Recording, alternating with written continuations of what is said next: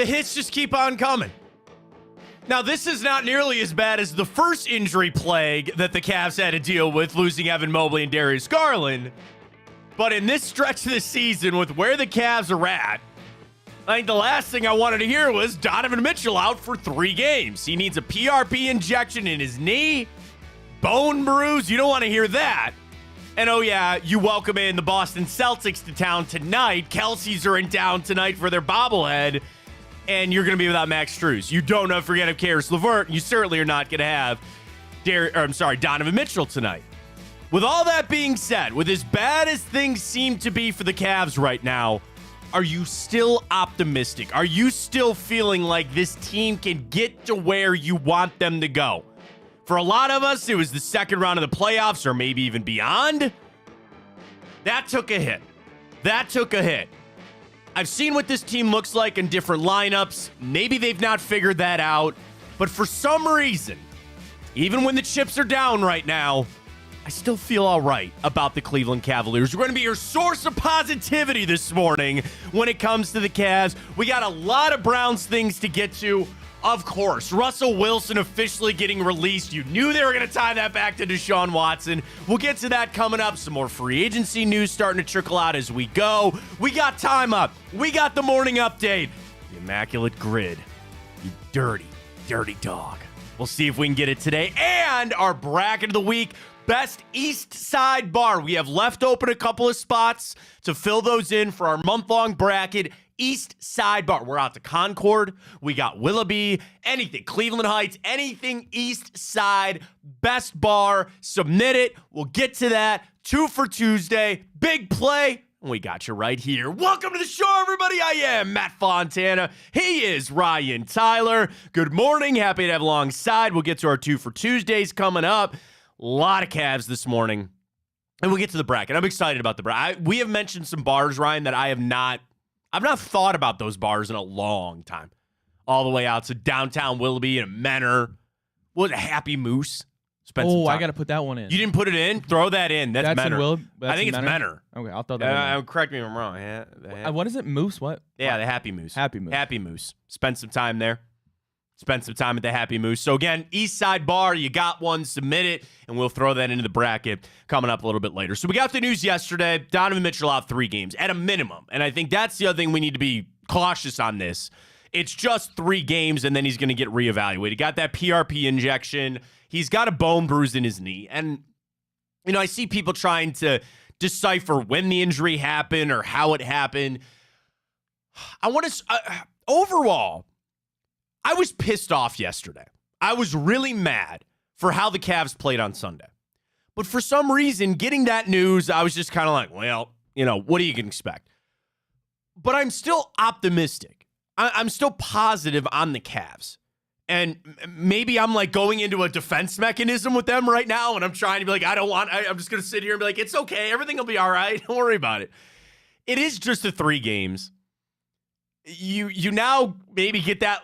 I don't want to see the look without him out there, but you try some different lineups. Hopefully Sam Merrill continues to have a game. We should have thrown him in our boost. Damn it.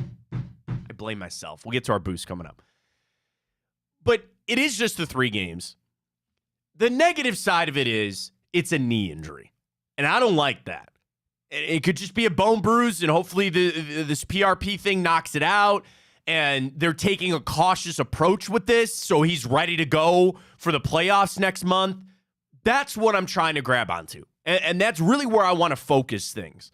To say the Cavs want to flush this knee thing out, get him the rest that he needs. And I was one that at the All-Star break, I was saying Donovan Mitchell needs some rest. I didn't want him to hurt his knee to have to miss games, but I knew he needed some time off. If they can get rid of this and not have to worry about it, great. Ryan, I am concerned it's a knee. I don't like that with, knees and ankles with any athlete, not good. On the surface, if it's just a 3, I think it'll probably be more as they reevaluate him. I know it's a really tough stretch right now. I know you've lost the grip on the 2 seed there. See what the Bucks can do, fine. But I kind of fall back to my initial ask of this season.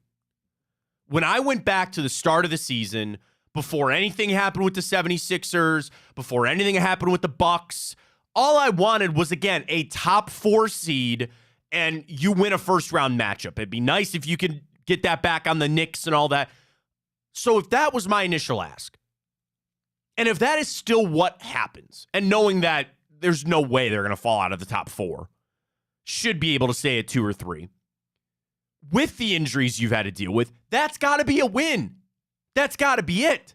Now, you got a lot of basketball still you have yet to play. You're going to see what this team looks like without Donovan Mitchell.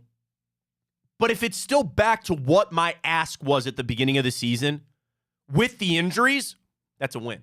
That's good. That's fair, Matt, and I would probably agree, but it's a little bit tough given that you go back to that stretch without Garland and Mobley, and all we asked was, I think the majority of people were happy with 500. And they blew that out of the water. But the problem is, that's when we were playing our best basketball, and that was without our 2 stars. And they're not going anywhere, so that kind of factors into it. And then also the fact that let me ask you this. To be optimistic, sure, do you see the first round playoff win and then I still see I still see that. I do.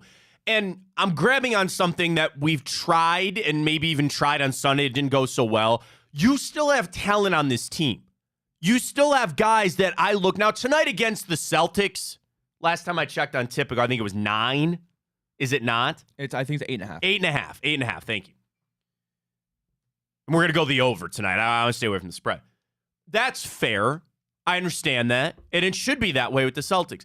But you have a good enough team that should have been able to win some of these. And again, I'm discrediting the Knicks who lost Jalen Brunson. Everybody's jumping on what Mobley said after the game. Well, him getting hurt actually threw us off. Oh, okay. All right. Okay. God, who was that? It was Chad O'Shea. Oh, my God. It was somebody with the Browns. Somebody help me out in the Twitter inbox. This happened with the Browns where I think it was a quarterback for them that got hurt, and the Browns' defense was, that threw us off. That's funny you said that because I don't know if this is the game you're referring to, but immediately when you said that, because I hadn't heard that Mobley comment before until you just told me about it. Evan's point was not that Jalen Brunson got hurt, it's that the stoppage in the game threw their rhythm off. Okay, yeah, that just which is kind of even worse. Yeah, that made me laugh because that's exactly what made me think of it. Saying go back to that 2020 playoff game against the Chiefs. It's like, Patrick Mahomes got hurt. Oh, well, that was actually bad for us. That wasn't it, because it was a game that somebody started and got hurt relatively quick. It might have even been Lamar. I think it was Lamar. I think it actually was. It might not even. I don't think it was this season because I'm pretty sure Joe Woods said it. So it had to have been last year where Lamar got hurt early in the game and we lost. And they go, yeah, that actually threw off our whole game plan. We're like, what do you mean? You had their best player went out. And how did that throw you off?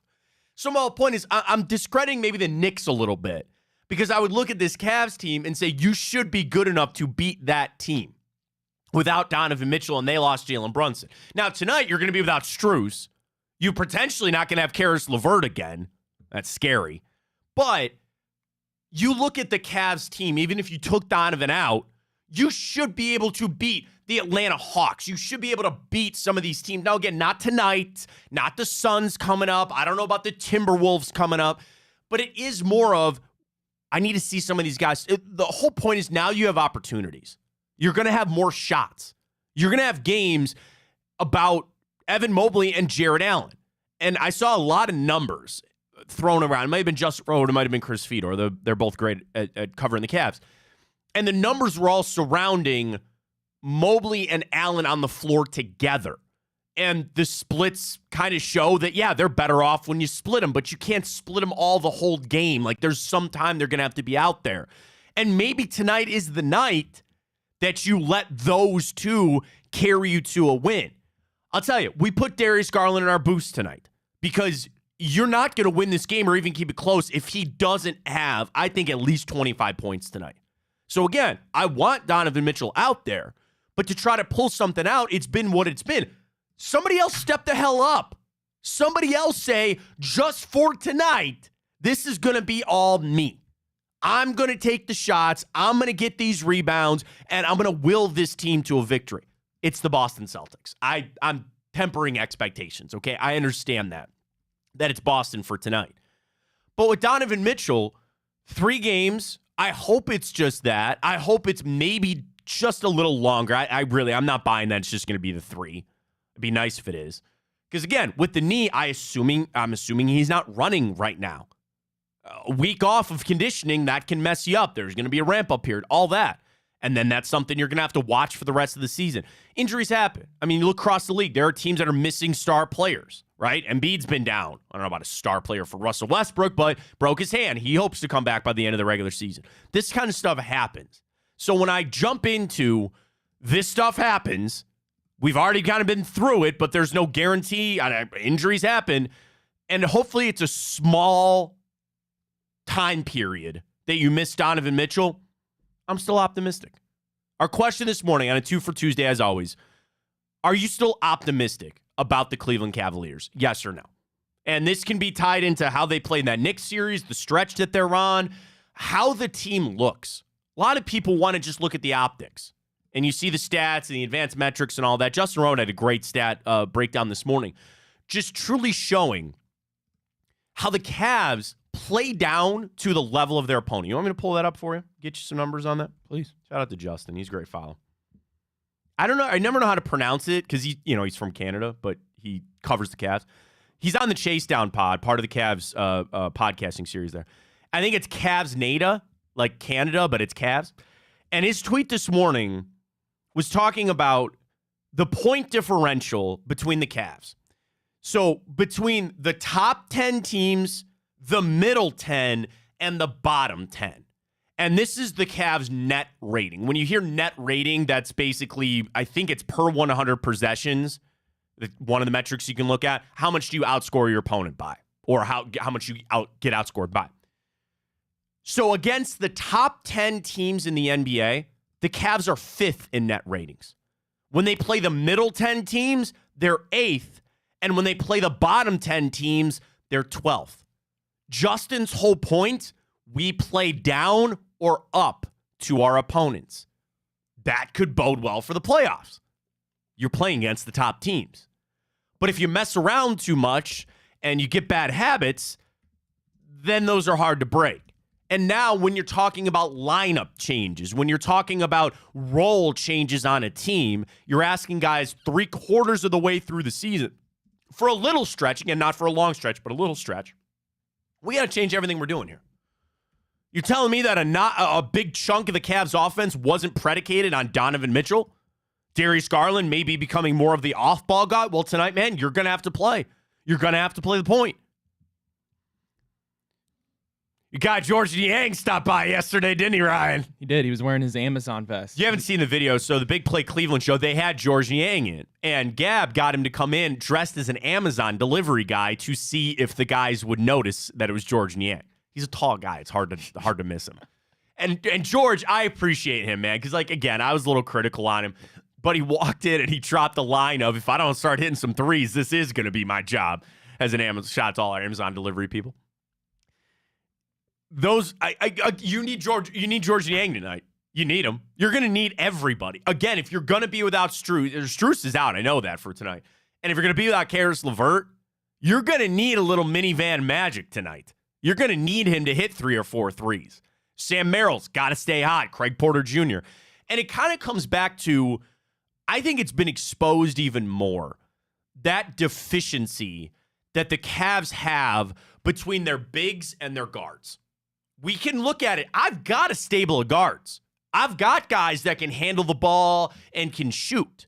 Then I've got Evan Mobley and Jared Allen. We are missing that middle kind of road guy. I don't know why. Aaron Gordon.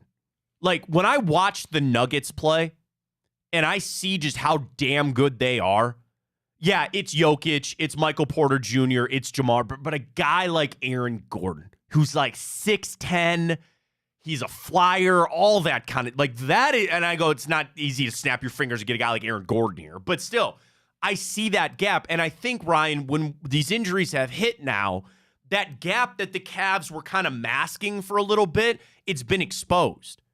And if their best lineup is truly the 1-3-1, one guard, one true point guard, 3 shooters, and a big, you can't run that right now.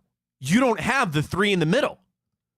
And if you want to go with a lineup, and I'm not trying to crap on Dean Wade either, But if you get the right version of Dean Wade, he could probably help that. It's just the Cavs are deficient in there, and I think it's getting exposed. Can they fix that? Sure. Is that what this team is going to look like in the playoffs? No. And I hope that this isn't a big thing with Mitchell and he'll be back and that's all fine. So I'm not sounding the alarms. I'm not going to sit here and rip the Cavs and say that they're trash. And even if they lose tonight, even if they get smoked, the easy answer is, well, you didn't have Donovan Mitchell. There's still more to what are you seeing with this team? Positives. Darius Garland's starting to hit some more threes. Good. Keep that going tonight. I think Sam Merrill has played himself into a role. Now, the thing on Sam Merrill, correct me if I'm wrong, is he not on a two-way deal? Is he still? Well, so they converted Craig Porter Jr. No. They signed Sam Merrill. Okay, good. Good. I thought he was on a two-way deal for some reason. Okay, good. All right. Just making sure. Because that would then get worried about how many games he can play and not. Because once you eat your cap, you can't do it anymore. All right, good. Good. I thought he was on a two-way for some reason. So now you got Sam Merrill playing in some minutes here. I'm optimistic. I'm still feeling good. Ryan, cast your vote this morning. 2 for Tuesday. Are you still optimistic on the Cavs right now? I don't know if I would say I'm optimistic about the team as a whole, but what I'm optimistic about is that the situation that they're fortunately in right now, because of how well they played during that stretch where we kind of expected maybe a 500 to stay afloat, because they were so dominant during that stretch, they're sitting in the 3 seed now. I think the 2 seed is probably out of the realm, given that the Bucks are playing really well. They just beat the Clippers without Giannis. They look in playoff form. But then you go then third is the Cavs. Then below you kind of we're 3 games ahead of the Knicks, who are obviously beat up. They kind of have our number, but whatever. Then it's like you have the bottom of the barrels. You have the not bottom barrels, but in terms of who's making the playoffs, the Magic, the Heat, like the Pacers. Right now, we'd be matched up with the Orlando Magic, which I would really like, because you got to assume they're probably going to have some of the same struggles that the Cavs team had last year in the playoffs, given that they're a young team. Paolo never been in the playoffs. Franz Wagner never been in the playoffs. Jalen Suggs, all that. So they'll probably struggle. And the Cavs are a better team than the Magic. So I'm optimistic right now that they'll get a first-round playoff series win, just because I assume Donovan Mitchell's going to come back and do Donovan Mitchell things. So I'm optimistic about that, but I can't sit here today from what I've seen this last week and say I'm optimistic about them being real Eastern Conference contenders. Right. I don't think they've given me any reason to believe that they really are even breathing in that same echelon as the Bucks and the Celtics. Fair enough. And that's the recalibration of how you view for this team coming up. We got plenty of Cavs. Do you got the boost? Do you got it? Ryan's like, dude, what do you mean? Of course I got it. Cavs, yes. Big one tonight. 5:20, Matt. Woo! Hey! What did we do last night? Yeah, good hit, Matt. That was Johnny all you. Gaudreau assist. That was all you. It took to the third period to get Cole Sillinger to get his shots, and the Jackets outright won. Let's go. We got to stay hot. 2 in a row. Boost, 2 in a row tonight. Here we go with the Cavs. Typico, use that code Fontana100 when you sign up. Deposit and bet $25, and you get $100 in bonus bets. Let's lay it out. Over, I took it, the trends actually lean towards the under a little bit tonight. But, Ryan, when I got a 217 in today's NBA, you know, I think you got to just take the over. And especially, I just hope the Cavs can score tonight. I just hope that they can. So we took the over on that. We're going to need a big game out of Darius Garland, and let's get some rebounds there for Evan Mobley. Lined up there for you, and using that code Fontana100 when you sign. Now, Ryan, we also have a very special announcement with our friends at Typico. We do. Here's how it goes. First off, this boost is up. If you go to Ohio Trending Boosts on your Typico app, it's right there.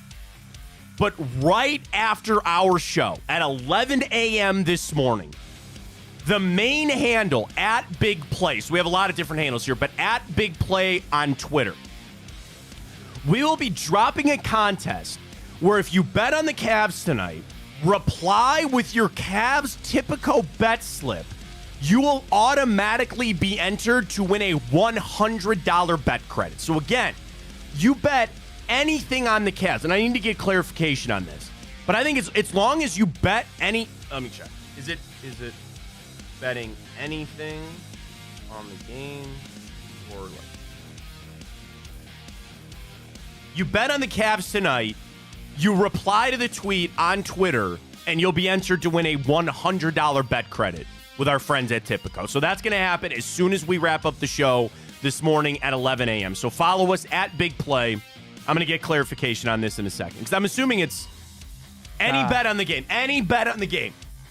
You place any single bet. Dude, you could do, how about like 6 rebounds for Evan Mobley? Long odds, but you'll probably hit that, and then you'll be entered to win a $100 bet credit. Sounds like a win-win. Sounds good to me. You could bet our boost. Why don't you jump on our boost? Yeah. Do the boost, send that back on the tweet, and then you'll be entered to win the $100 bet credit. So, again, that's going to go out right after our show at 11 a.m. on Big Play, our Twitter, our main account on Twitter, with @BigPlay for tonight for the Cavs. So we'll get to that coming up in a little bit. As always, 2 for Tuesday, 2 questions, 2 answers. Ryan, we got into this discussion this morning. Big weekend in the combat sports world. UFC 299. And then Francis Ngannou, geez, oh man. Francis Ngannou, not Tyson Fury. Francis Ngannou is fighting Anthony Joshua. So our second 2 for Tuesday, boxing or MMA. You and I are on the same page with this. We're both MMA fans. Oh, yeah, 100%. And I think it's a generational thing. I like watching dudes get kicked in the face, personally. Well, did you see that knockout this weekend? That guy flying knee straight to the jaw. Oh, my God. I saw a tweet, man. It was in quotes. They were asking a question. It's like, would you flying knee your grandma in the face for a night with Sydney Sweetie? And then it showed that video. It was like, right in the face. It's not good. That's not good. MMA is insane.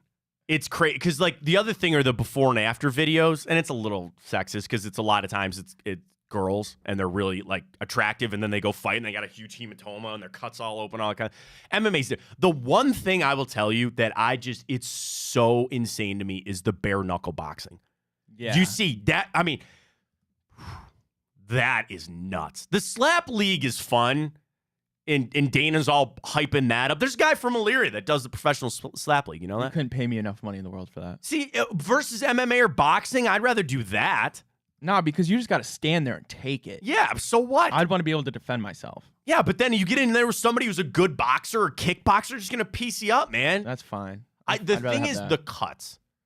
And if you fight, it's the cuts that... Did you ever see the video of Alistair Overeem getting his lip exploded? Some guy caught him with it, and dude, I don't mean to be graphic on the show this morning. His whole lip was just exploded and hanging off. There's the video of James Thompson. He got his cauliflower ear popped. He was fighting some guy. Why he didn't drain it, I don't know. And they caught him on the corner. His whole ear flipped off because he had cauliflower. Boxing, I do. I would love to get into boxing, but I'm like so into the UFC. I just think boxing is...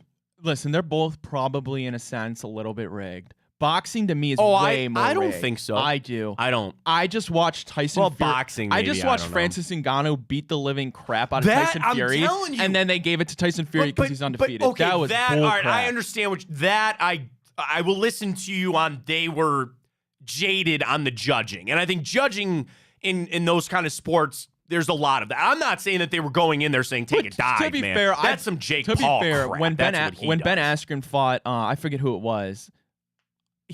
I bet on him and he easily won. It was crazy. The one sports book I forget which one I bet on, but one of the other ones gave them their money back because they knew it was like, how in the world did he not win? Are you talking about the Robbie Lawler fight where he was like knocked out and they still didn't call? I can't remember. That stuff can happen. Like, there's judging and all that kind of stuff. Boxing is one of the oldest sports, right? Like old-timey boxing and some of the greatest legends in sports history. Muhammad Ali, take him or leave him, Mike Tyson. You know, those are names that resonate because of boxing. Like, I think boxing is just so... There's a lineage to it. There's a history. There is a gentleman's aspect to boxing, right? MMA is so new... I got hooked because it was really coming up when I was in high school and in college. So I got in early, and I go way back. Now, it's a little more commercialized. They have so many different fighters. They have so many fights now. But if there's a big fight, and it's all pay-per-view and all that kind of stuff. And like I pay sometimes for the UFC ones. I can't tell you last time I paid for a boxing pay-per-view. But I will watch boxing. I know a little bit, but MMA is where I'm at. I know who the champions are. I know who should beat who. I want to spend... I eventually will get back to watching more fights and things like that. I do think there's a generational gap here. And boxing, they still have, like, the stars. You know Canelo Alvarez is. You know Golovkin, and usually that's their matchups there. Obviously, you know Tyson Fury. You know Deontay Wilder. You know some of these big names that are there with boxing. And there's always just going to be a staunch group of supporters because there is just such a rich history of boxing. But the numbers would tell you that, yeah, MMA has passed it up. Because MMA is way more of a show. It's way more entertaining because of the antics that they put on with the Conor McGregors of the world, with the Sean O'Malley's. It definitely they reach younger people way more than boxing. You're right. Well, I think MMA, there's more people that think they can train that too. Yeah. That there's boxing. I'm not saying there's boxing. There are boxing gyms all over the place, and people can go and do that. An old buddy of mine, so. I don't know, we were in college, and my roommate, my college buddy, he comes in, he goes, hey, you want to go to a boxing match on Saturday? And I was like, what? And he goes, my coworker, he boxes. And I was like, so this is like an amateur fight? He goes, yeah. Dude, we sat ringside in a gymnasium of, I think, a rec center for $20 with a bucket of beer. And I watched the Cleveland High School Championship and then a bunch of amateur boxing fights. And his coworker came out. I think he won. I can't remember. And they had the headgear on. It's not that they don't fight without the headgear. But he goes, yeah, this is what I do. So I know there's amateur MMA. We know Stipe here in this town is very big as well. But boxing or MMA. And I know some people that are real big boxing fans. What's the best UFC match you watched live? Well, Stipe. I was here when he knocked out Alistair Overeem. Yeah. That was the greatest sporting event I've ever been to. I wasn't at Game 7 and the parade was great, but that hands down was the greatest UFC event or greatest sporting event in my life. So again, the UFC's never come back to Cleveland. Why? I don't know. But it was all built. Stipe, Alistair Overeem, UFC Heavyweight Championship. The coolest thing about that was, Ryan, the rest of the fights were whatever. You know what was on that card? CM Punk. I watched CM Punk get his ass whipped for however long before he got tapped out. Uriah Faber was on that card. But it all gets to Stipe. And the thing is, he got hurt. Overeem caught him. And everybody's got this, oh no. Stipe recovered. Overeem tried to say after that he felt like Stipe tapped because he had him in a choke. And then my favorite memory is Stipe gets him in and he's on the guard, if you know what that is. Overeem's on his back. And you see Stipe just go like this. And you see Overeem's head bounce. And we go, and then he hit him again. And then he hit him again. He got it. And he just kept bouncing his head. And then they called the fight. The coolest thing was the entire arena erupted because it was a knockout. It wasn't a decision. So it wasn't anticlimactic of waiting to see if it was the decision. And then for the fact of there was not a single person in that arena cheering against Stipe. You knew everybody in there was there to watch him win. And when he did, I've never heard an arena be as loud as it was when he did that. It's a sore subject, but I'll spare you the details of how I lost my wallet. I had the ticket in my wallet and it got stolen. No. Yeah. I had the ticket. I was actually going to get it framed. They had an option. I kicked myself too. After the fight, they would chop up the canvas and they'd sell little pieces of the canvas, like $200. And it was on UFC's website forever. And I never pulled the trigger. I can't find it anywhere anymore. I'm just kicking myself. That was great.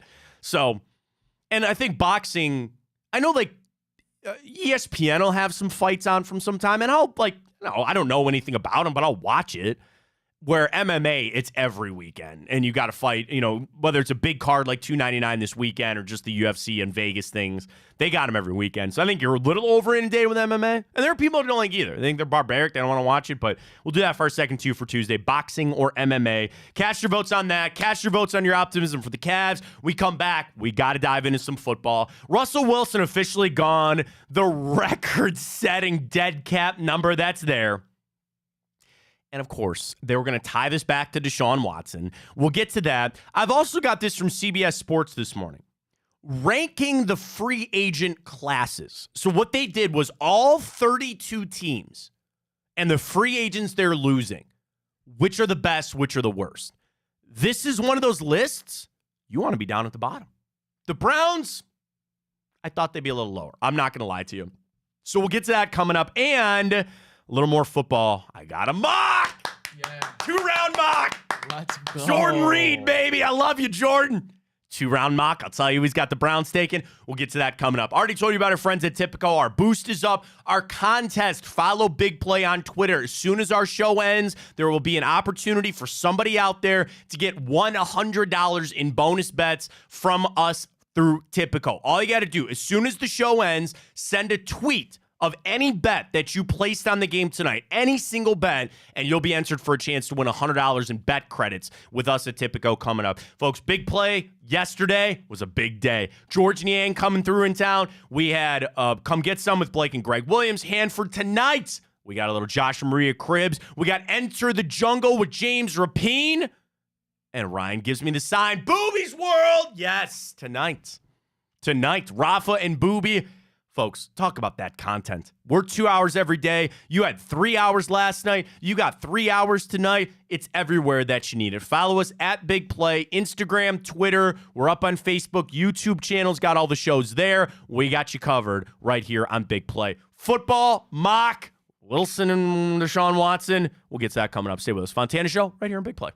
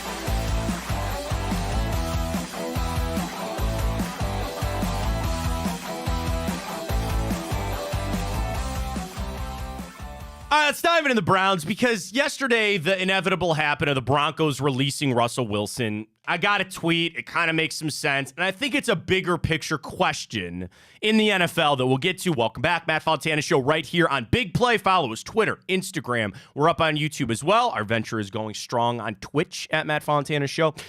Typical code Fontana 100 as well. So yesterday they released Russell Wilson. And the absolutely absurd amount of dead cap money. I saw this yesterday that of the 7, like I'm talking about individual years, The 7 highest dead cap numbers in NFL history, Russell Wilson has 4 of those individual years. Jesus. Like Matt Ryan, when he got cut from the Falcons, that was like a $40 million hit. Something like that. Carson Wentz, I think, was like I can't remember what the other ones were. I think it was Wentz, and I think one was Brady. Was it? Yeah. Hang on. Like, I can pull it up because Warren Sharp had it. I think I actually Did you see that yesterday? I have it too, actually. Do you have It's you got it? Yep. Okay. Russell Wilson, 85, the most ever. Okay. Second, Matt Ryan, 40.5. Aaron Rodgers, 40.3. Brady, 35.1. Carson Wentz, 33.8. So this is what it is. Individual seasons.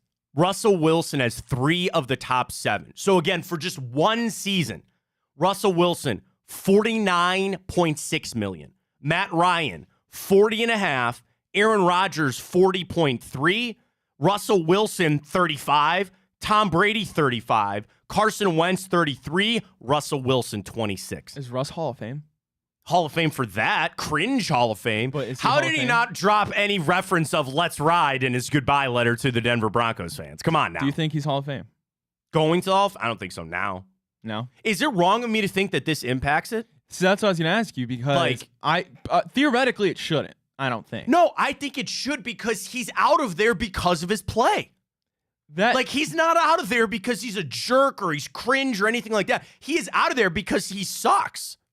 He's not. Now, he could go somewhere, and all this morning was 5 teams and potentials and all that kind of stuff. If he goes out and resurrects his career, sure, that's fine.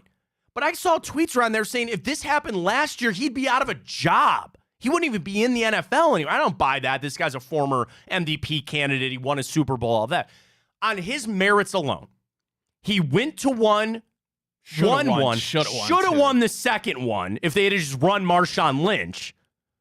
So if he'd have won 2, he's in. I think you're a 2-time Super Bowl winning quarterback, you're in. Now, if the voters want to look and say just on that alone, fine. But I do think how this played out matters. He's getting cut by the Broncos because he's not good anymore. But to be fair, we've seen quarterbacks that people have stuck out with that put up way worse stats than Russell. Like the first year Russell was abysmal, but last year he wasn't even that He was semi-serviceable. So I will listen to that of he's not equal. He's not getting close to the money that they're paying him. Yeah. If he was on a $30 million year deal, they'd be like, okay, that's fine. If Baker put up the numbers that Russ did, which I actually think they're comparable, if I'm not mistaken, then it's not so bad. It is the money, but it is a lot of the optics. This is going to go down, shockingly, as we talk about Deshaun Watson, as one of the worst ever. And I saw this tweet yesterday from Greg Rosenthal. And his tweet was, I'm gonna pull this up exactly. His tweet yesterday, I can make a case that Russell Wilson trade was the worst in NFL history when all the assets and finances are taken into account. But fear not, the Deshaun Watson trade will wind up worse. Wow. He said it's crazy to think about Watson's trade market just 2 years ago, and now the Browns couldn't get rid of him for a 7th-round conditional pick. That is the money, but it's also the play. Watson, injury, suspension, you hope he turns it around. Rosenthal's steadfast, though, that the Watson trade will end up worse. I don't want to sit here and debate that and bash my head against the wall because we just don't know. What I think the bigger question is, does this change how teams are viewing these big quarterback moves? Right now, Aaron Rodgers not panning out with the Jets. And call me pessimistic, I don't think they're winning a Super Bowl in the next 2 years with him. Sure, I'll give you 2 more years with him, and he's better off than what they had. That trade was not near the amount that they gave up for Russell Wilson or Deshaun Watson, but it didn't work. So I asked the question, and I know your instant answer, and I'm going to deny that. What's the last quarterback trade that actually really worked out? You can't say Tom Brady. He picked to go there. That is a 1 in a million shot. Franchise quarterbacks don't normally become available. Could you say Matt Stafford and Jared Goff? Yeah. That was a 1-for-1. That kind of worked out really for both sides. Sure, I'll listen to that. And again, they had to give up the pick because Goff had all the money. And I'm sure they're sitting there pretty, and it's fine. Okay, that one works out. I'll give you that. But when you see frankly, Watson and Russell Wilson, all these teams are going to go, you know what we're better off doing? Finding and drafting a guy. And you might have to draft 2 or 3. You might have to draft a couple before you finally find the guy. We're still doing that. Kind of, maybe. You might have to get back into that. I don't know. I just think it's funny how these teams, they view the elite as they should. But you got to remember that there's a chance that there is another elite quarterback every single year. Every single draft. There's at least a startable guy. And who knows what they turn into. It's the ultimate butterfly effect. If Patrick Mahomes had come to Cleveland, or if Baker had gone to Kansas City, or any of that stuff. There are options out there, but teams get so afraid, or they need to make a splash, or ownership gets involved, whatever, and they go make this trade. They never work. Do the Browns get a pass for that because of how sadly they've drafted quarterbacks and they haven't had a single one pan out in the last 20 years? I ain't trying to bring this up again, Ryan, but Baker could have worked. I'm not saying he would have been to the level of Deshaun Watson or that you would have ever won a Super Bowl. I very famously said and got ripped at the time, and I'll probably get ripped when I say it again. There's a world that Baker Mayfield could have taken you to a Super Bowl. He's not Patrick Mahomes. I know that. He's not Lamar Jackson. I know that. But in the right system with the right quarterbacks, you could have done that. That's all water under the bridge. That's over. I get that. But that's what I'm saying. The cycle perpetuates. You'll find another. So for these teams so willing to line up and hand away everything, it's not worked. And this year, we know it's all about finding out what it is. But even, I don't really want to ask this question. Let's say Watson goes out there this year and is not good, and they got to move on. Which trade would have been worse, Russell Wilson or Deshaun Watson? Now, think about this. You had to give Deshaun Watson $230 million of guaranteed money. That hurts. I'm not saying you didn't. And you gave him the 3 first-round picks. What the Broncos gave up, oh, God, I can't find the tweet. It actually, like, when I look at the list of what the Broncos actually had to give up, I think his is worse. Because you had to give up, I say what you want about Drew Lock or Noah Fant, Shelby Harris, and all those picks. I actually might look to say that the deals, Watson's wasn't as bad, but Watson's play has been worse than Russell Wilson. Yeah. So I think that's probably where we go back and forth. And again, I'm not trying to drag all this back up again, but you see them releasing him, you understand this is not the avenue anymore. It just really isn't. And it's something that I'm going to remember for the Cleveland Browns for a long time. There is going to be a time that Deshaun Watson's not playing quarterback for the Cleveland Browns anymore. I don't know when that is. I'm not going to try to predict it. But your best bet forever and always will be going to draft a quarterback. And if I was a general manager, if I was an owner, I would borderline make that rule. You want to go trade for a defensive end? Sure, fine. You want to go get a lockdown corner? Sure. Quarterbacks, there's only one avenue because there really only is one avenue of sustained success, and that is drafting a guy, developing them, and hopefully they're the guy. That's the biggest roll of the dice. They could turn out to be Carson Wentz, which again was going to win that MVP and had his team in good spot, got hurt, whatever. They could turn out to be Sam Darnold.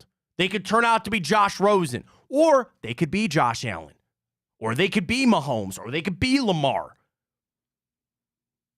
I really think the shift is coming. That if you don't have a quarterback, you just need to continue to draft one. And you want to play the game of a Flacco or Brissett or like a bridge guy, sure, I'm all for that. Your only avenue for success in the NFL is to draft a quarterback. I think that has been proven over and over and over and over and over again. And we're in this now. No really place to go but up. It's all on him this season. And somebody will pick up Russell Wilson. I don't know who. I don't know what the dollar amount will be. But it just, I think there's going to be that shift. I just think it's interesting to see how this is going to play out because the NFL is all about trends. What's the hot trend? What's the new thing that everybody's doing? The trend is telling you, don't trade for quarterbacks. It's a bad idea. It's a bad business to be in. It's not good. And if Deshaun Watson goes out and wins a Super Bowl this year, maybe we'd talk differently. I don't think so. NFL teams would still look at him like, dude, they wasted 2 years. They wasted a lot of money. Salary cap's going up, sure. Wouldn't you rather just have to pay a guy and not have to give up draft capital? Use one pick on a guy. You don't have to give up 3. You don't have to give up all this for Russell Wilson. And the thing is, to go back to even Watson and Russell Wilson, nobody for 2 seconds at the time that they became available said that that was a bad idea. Teams were lining up. Watson was going to go to Atlanta. I remember that. He was gone. And the Browns called and said, well, wait a minute here. What if it's fully guaranteed?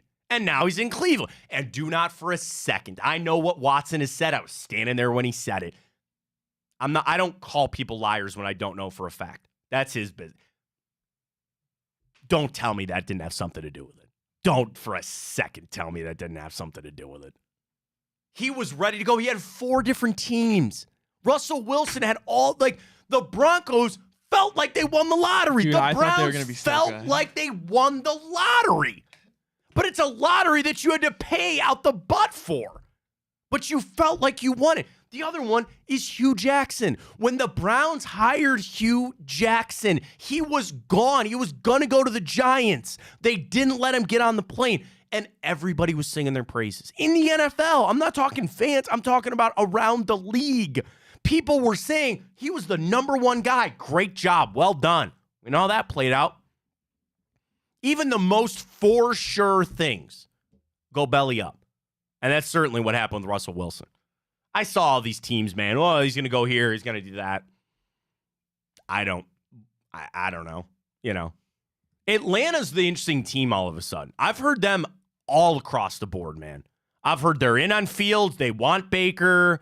They want, the Falcons are making this push, man. As they should. And I feel confident in saying they're going to get one of the 3. They're going to get they're going to get Kirk Cousins. They're going to get Baker. They're going to get Justin Fields. Did you see that thing about Trey Lance?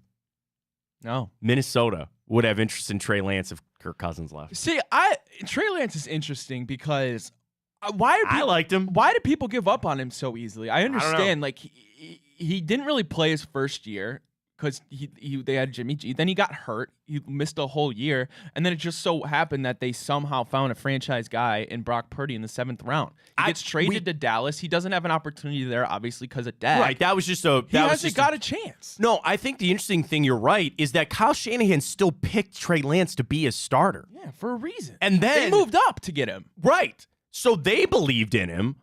And that trade was bad because you gave up the 3rd overall pick and then you discarded him for nothing. Every quarterback in that draft has not panned out. Trevor Lawrence hasn't panned out to expectations of that #1 pick. No. He hasn't won a playoff game. No, I agree with you. But I mean, the Trey Lance thing, yeah, one person's trash is another person's treasure. I'm not saying that Trey Lance is trash because I'm with you. I think there's something there with him. And everybody goes back to their book. You talk about like, oh, why are the Browns and all these people they're interviewing guys they're not going to draft? They want a book. They want a book. When this guy comes up for free agency in a couple years, well, what do we think about him coming out of the draft? Or who are they? Or can they fit our system? There's something out there for Trey Lance, 100%. I'd actually rather have Trey Lance than Russell Wilson. At least there's some intrigue there. At least there's a chance he turns into something. And to sell out for a guy like Russ for what, 4 or 5 years? At least when we traded for Watson, you believed he could have been here for 10 years, and maybe he still can be. I don't know. But to trade for a guy like even Aaron Rodgers, and granted, the Achilles, you never know what they're going to be, but like to do, I didn't give up as much, but still, for a guy on the back end there like that, give me a little intrigue with Trey Lance. Jets were just so desperate. Well, yeah, nobody they wanted needed to to go splash. Yeah, they needed to do something there. We continue on talking a little bit about the Browns. So this is CBS Sports, and I thought this was interesting because this is actually a list that you want to be on the bottom of. This came out from Jeff Kerr yesterday.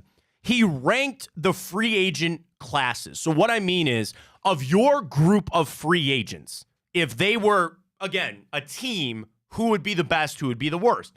So as we know, just because of a sheer number standpoint, the #1 best free agent class, the Baltimore Ravens. Madubuike, Patrick Queen, J.K. Dobbins, Zeitler, Clowney, Geno Stone, Odell Beckham. Like they have, what, isn't it close to 20 guys? Yeah, I think it's 20 plus. 20 plus that are on the way out.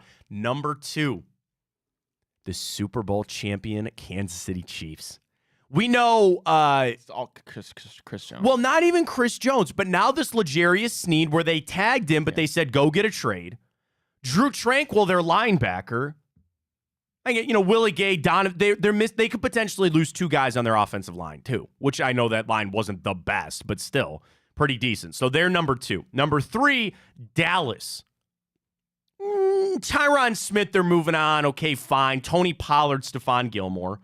Number 4, Tampa Bay. Baker, you can scratch off Mike Evans, but they still need to sign Antoine Winfield Jr. They need to get that Baker deal done so they can tag Winfield Jr. is what they need to do. Devin White, dude, I've always had this thing about Devin White, man. I'd love to see him in the Browns. Good linebacker, fast. I'd be all over. Or Levante David. Either one of those guys I would love here in Cleveland. Number 5, Buffalo, Micah Hyde, all that. Houston is 6.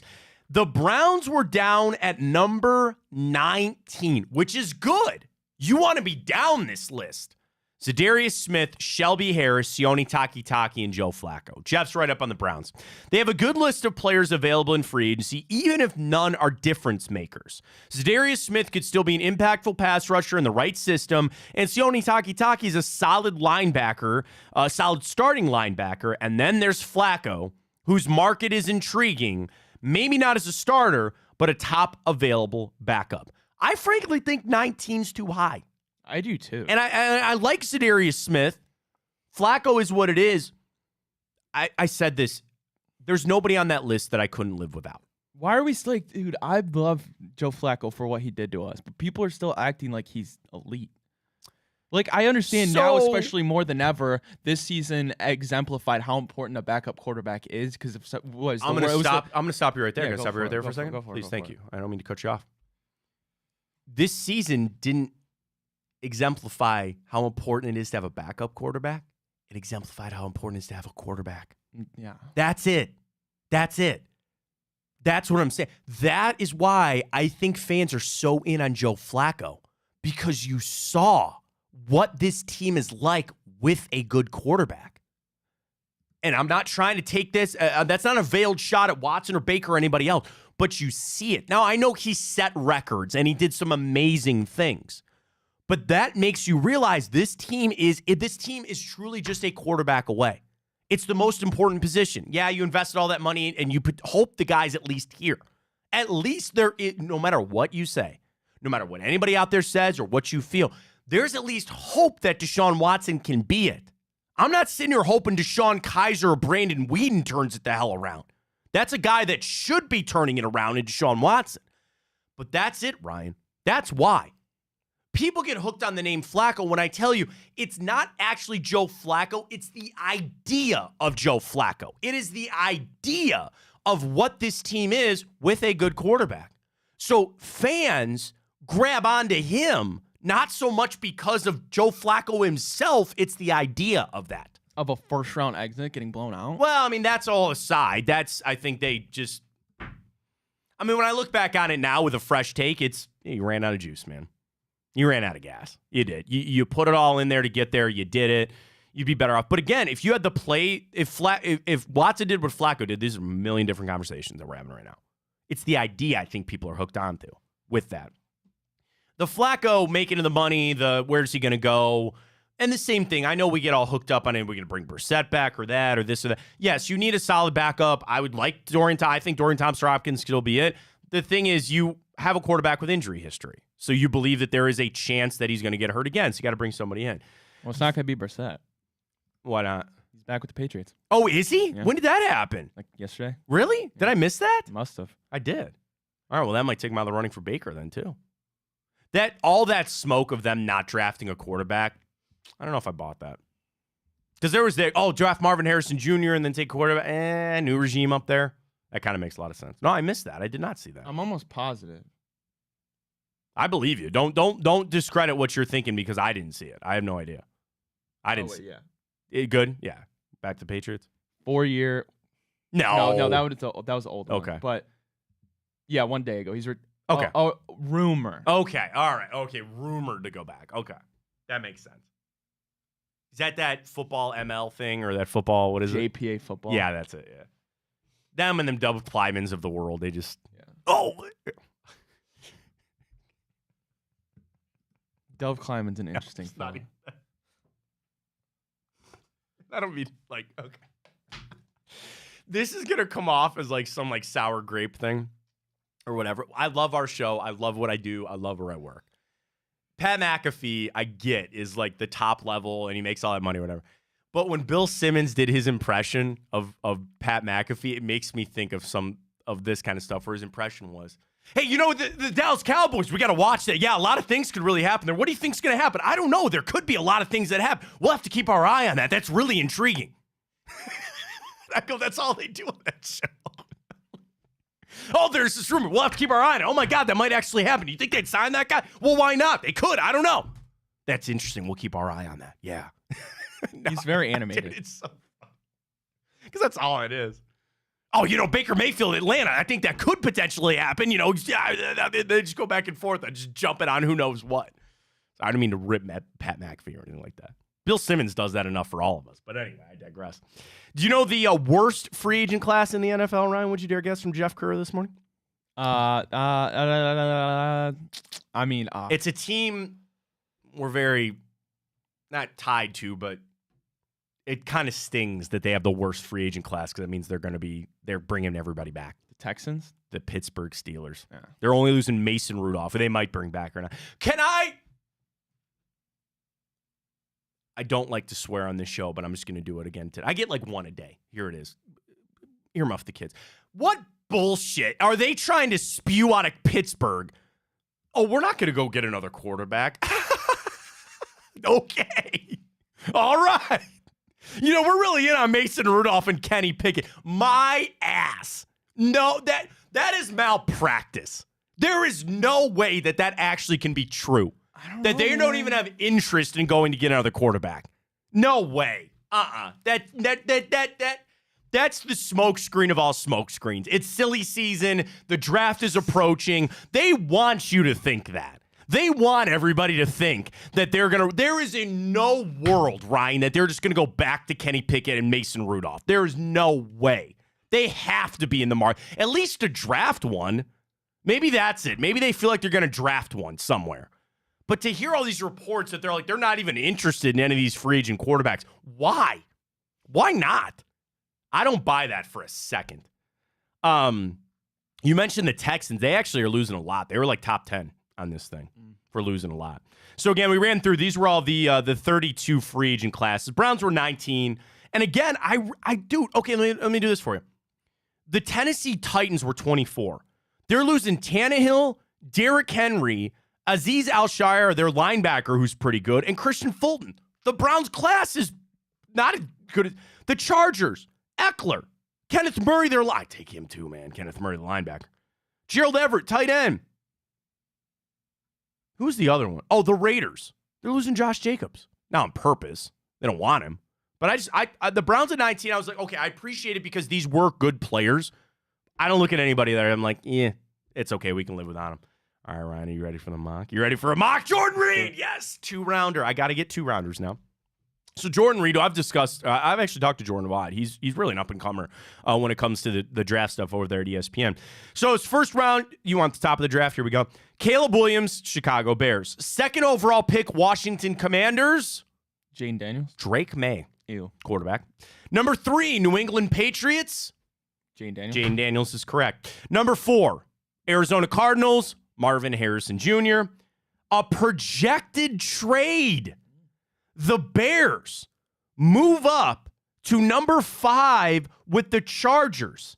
Malik Neighbors. That is correct. Pair 'em up. That is correct. Pair 'em up. They go from 9 to 5 for a couple of third-rounders.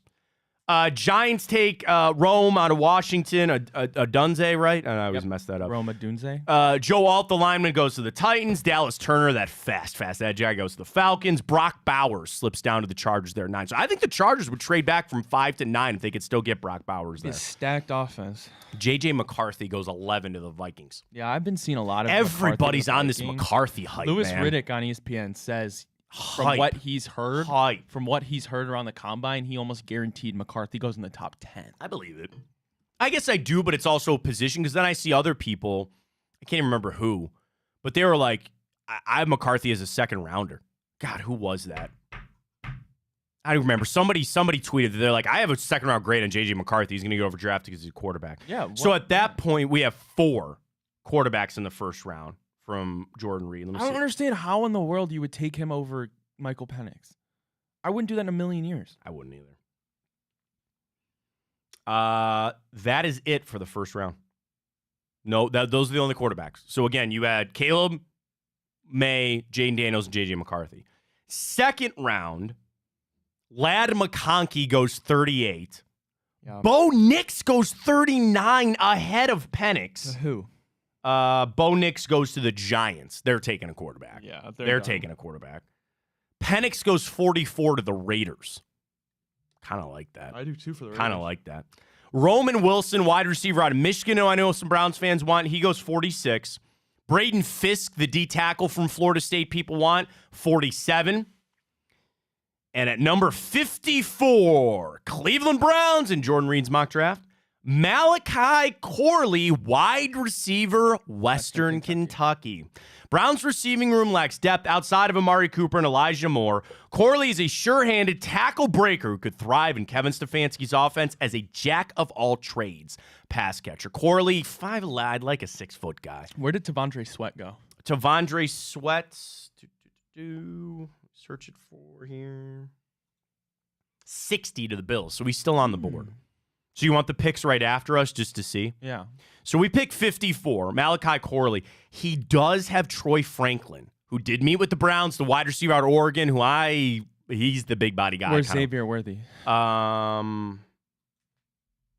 There's no way the Browns pass on him if he went that late. 32. Yeah, I was going to say. I think he's going to go back in the first round now, with that. So again, the Browns at 54, they take a receiver with Corley. So they still have on the board who they end up passing up. Troy Franklin out of Oregon. Jonathan Brooks, the running back out of Texas, goes 58. Who I think that might be the first running back out the board, by the way. Tavondre Sweat goes 60 to the Bills. Trying to see other D tackle people. Michael Hall goes 64 to the Chiefs after us, Ohio State guy. So, hey man, it's a wide receiver. That's all I really kind of asked for. D tackle, I guess I'd listen to a little bit. There's a question to be asked coming up. Would you rather them trade or make the pick? I'm staunchly make the pick unless you traded it for a receiver. Or if you got another second round pick. Or trade up. Potentially, but let me see about within the realm of the first round, would you trade up for Keon Coleman out of Florida State? Try to trade up to go get Worthy if he fell to the early second round? Would you trade up for Ladd McConkey? Come on. Absolutely. You know me. I know you would. Did you see his drills? Yeah. So Ryan, they're drills. I mean, again, production there. There's other guys I'd rather have. Him and Garrett Wilson were identical. Okay. What do you mean? Save that clip. Save that clip. I will save that clip. Save it. Okay. What? Some people projected Puka to do what he did? No, but that's also a system type of thing. Okay. People want to say Do that. Do not tell me. People want to say that. Listen, I like Puka Nacua, man. I don't know if he's doing that if he's playing for the Raiders, okay? That's not fair, though. That's not fair. I'm not discrediting his talent, and I'm not discrediting the Rams for finding that talent. I would love to find a guy like that. I'd love to find a guy like that in the fourth round. There's a system at play there. And Cooper Kupp being injured when he was, that helped things a little too. I'm not discrediting Puka. He's great. Find me that guy.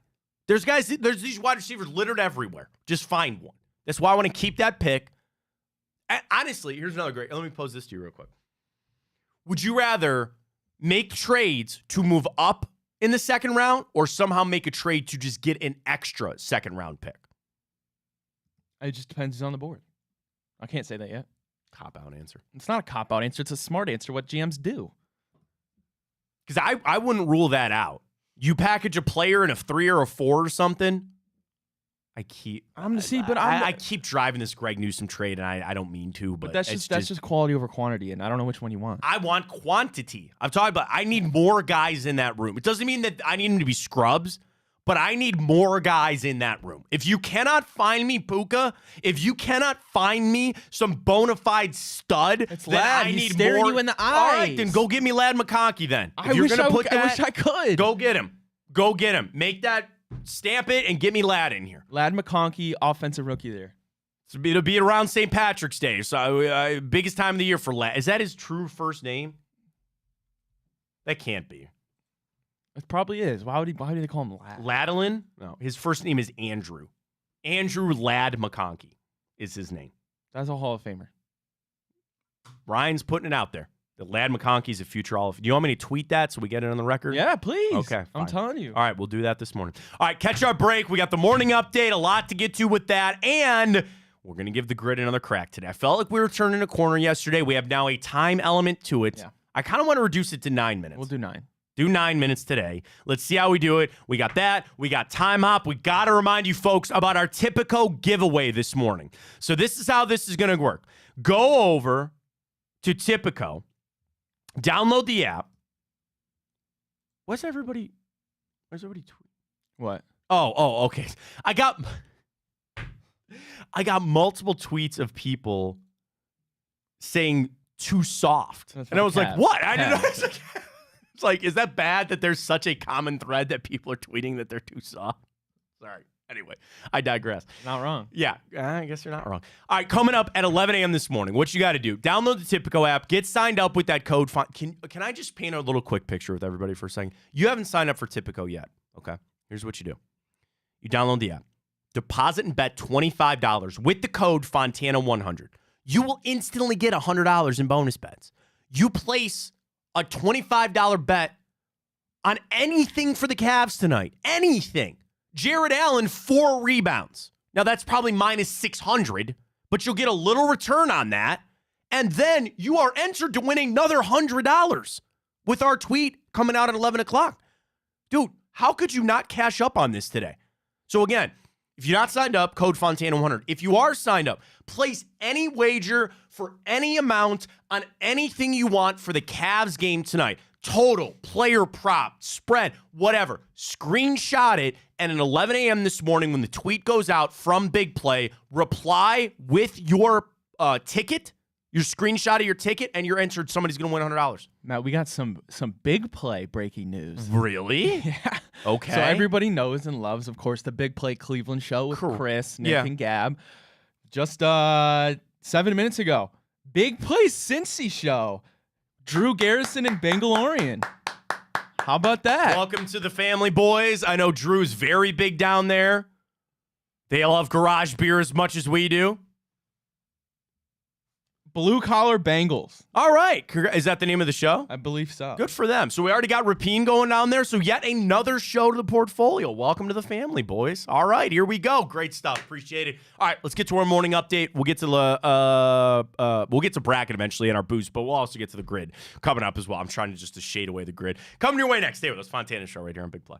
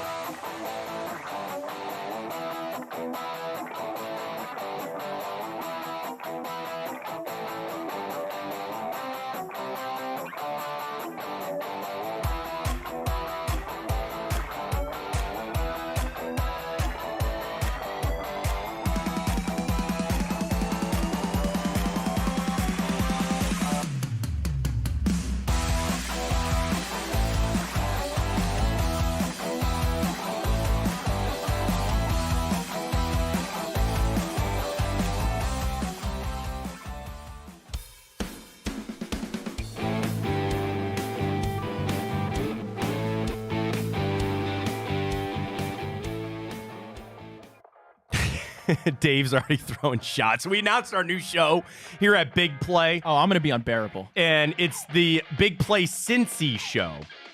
And Dave tweets, he goes, pumped to continue to grow Big Play in Cincy to cover Ohio's second best NFL team, with Drew and the Bangalore. He's not wrong on that. I agree with you on that. So that is our new show, Blue Collar Bengals. Drop him a follow. We retweeted it all at Big Play, at Matt Fontana 83. Drew's my newest follower. I follow him as well. So appreciate them and enjoying the growth here at Big Play, folks. And I don't mean to get sappy or sentimental here just for a second. We got some big things coming, man. We got some growth here coming. Happy to have you alongside. I just had somebody tweet me this morning, which kind of tells you, like, you know, just kind of the world that we live in. Shout out to the Smoking Bunny. He goes, Matt, where are you? He goes, I missed you over. And I'm like, dude, we've been here now. So I sent him the link. I said, hey, follow us, at Matt Fontana Show. Is where the show is every morning. Come on over. We appreciate to have you very much. I wonder if the Cincy guys are going to come participate in our golf outing. They should. Why not? Yeah. It's the Big Play golf outing, so I would assume Carpenter's going to be there. That is coming up, by the way, in August. Get primed for that. I got to get some swings in. We got to figure out what you and I are doing. I know. We need to figure it out. I'd like to do a show. We will, at the very least. I think we should do a show and then, like, maybe get out there and just hit some balls or something for somebody or something. We'll figure that out. We got plenty of time coming up with that. Ryan, got the morning update. Please take it away. All right, well, the Cavs are back in action, but they got a tough one ahead of them, no doubt. The NBA's best record and probably the best team amongst the majority of media and fans is the Boston Celtics, and it's going to be even tougher because why? We're going to be without Spida the next 3 games. Well, the thing on the Celtics for tonight, Ryan, it doesn't get any easier. They are 6-0 against the spread their last 6 games on a 10-game win streak.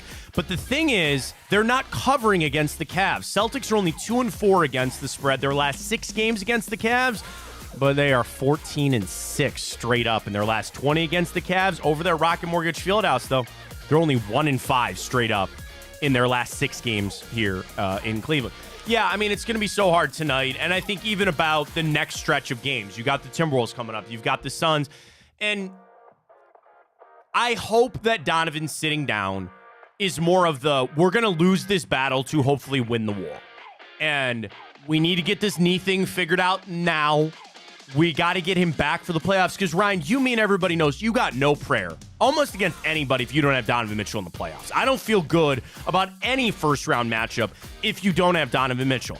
There's bigger conversations just off of that statement about how you built this team, what the future might hold, who you're going to pay.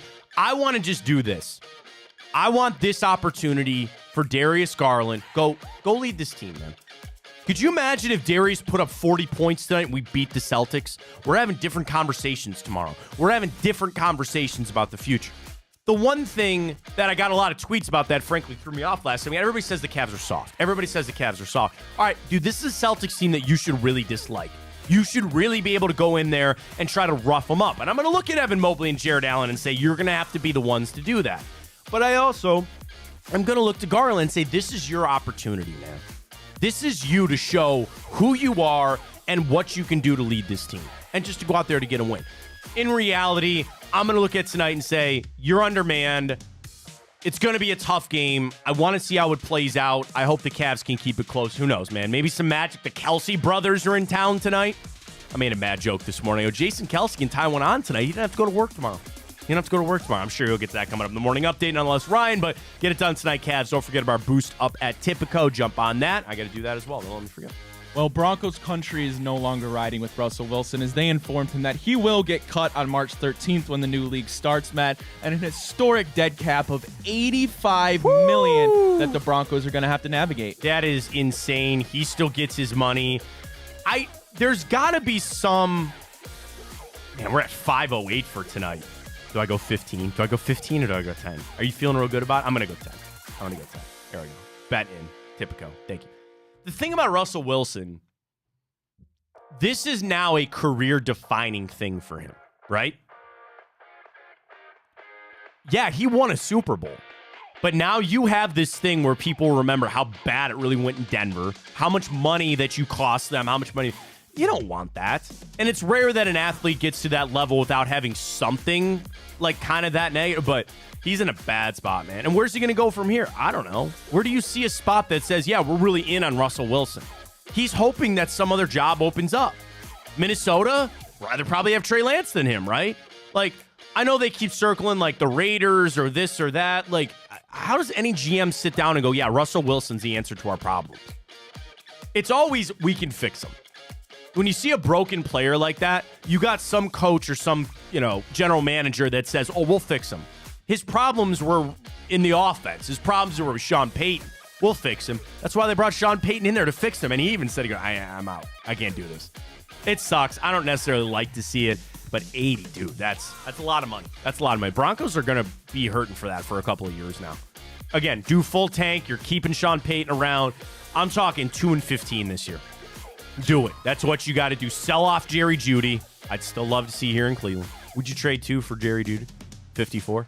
No. I'd rather have a young receiver that I don't have to pay. All right. Greg Newsome in a 3.